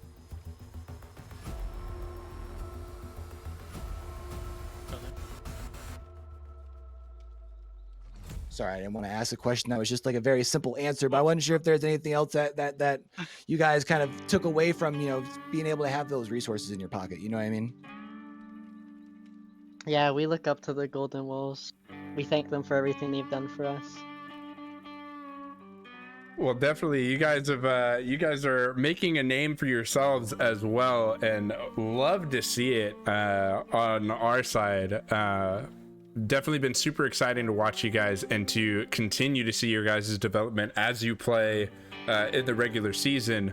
What are you guys looking to in the regular season? You now have seen through the intro, you kind of see who's in your division. Any teams that you are worried about or necessarily gunning for? Obviously made it all the way through this tournament here, but anybody you're going, all right, we got to make sure we are on our best versus these guys? Well, honestly, we're gonna try to be our best against every team because you can't count any of these teams out. Like, Six, we played against Metro, we played against Undying Alliance. Like, any of those teams actually could have been here too. And Yeah. it's not where we're looking at teams and trying to, like, oh, we're scared of them. It's more like we prepare, we practice, we listen to our coaches, and we take each game, evenly. I completely agree. I like it. Keeping it short and simple, maybe not trying to give up too much of the juice. I understand, we aren't even into regular season, so we can't be giving away too many of the trade secrets. But I just want to say, it's been really fun watching you guys kind of coming together. It's very apparent, not only just that Wispy has the experience on the killer side, but I think Vader hit the point on the head, seeing the way that you guys are obviously communicating, rotating around the map, able to come over towards gens that people are pushed off, coming in for the body blocks. I think that you guys have a very good chemistry there. I do definitely look forward to seeing what you guys grow into, because obviously with it only being a couple weeks of practice, there's definitely more room to grow, but I definitely think that we have a good start here. I'm super excited to see what we see from y'all for the rest of the season. Yeah, I am as well. And are there any final things you want to say to the Wolf Pack and the rest of the fans, everybody, Vigo's Court, before we head out? I just want to say thank you for having us. It's been a blast. We're very happy we could participate in Vigo's. I like that it seems like the environment around the Wolfpack, if I can just say it. I like that it seems though, even though you guys are obviously coming out and you're coming to, put your best foot forward and trying to win. I like that it seems to be very much about getting together with friends and having some fun, which means even if you don't have the results you're looking for, everyone can still at least feel pretty good about themselves. So we definitely appreciate seeing that in our league here. Yep. Thank you so much.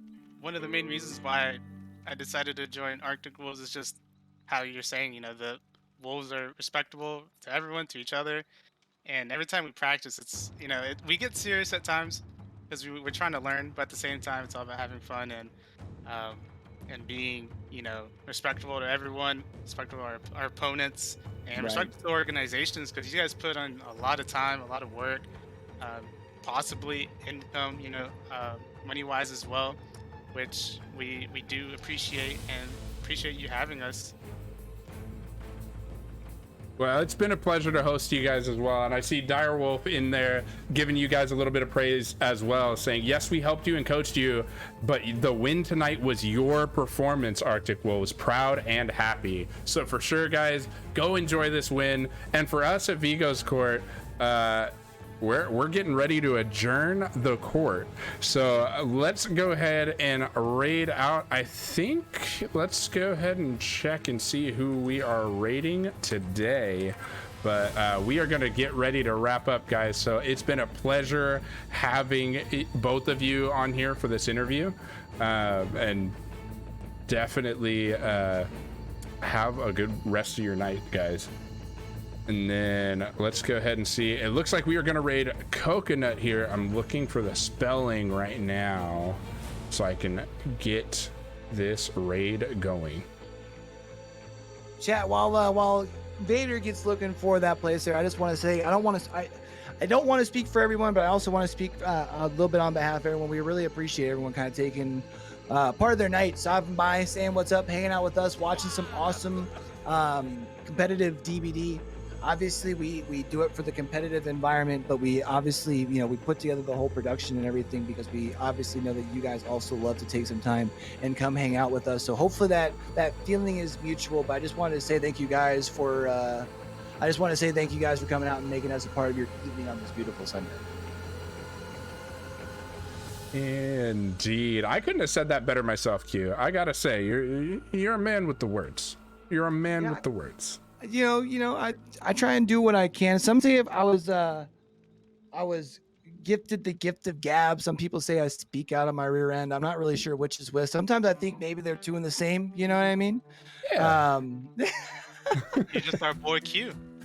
Yeah, that's indeed. Right. And guys, I'm actually going to go ahead and take you to another little competitive DBD scene. All right, we're going to go ahead and raid Champions of the Fog right now.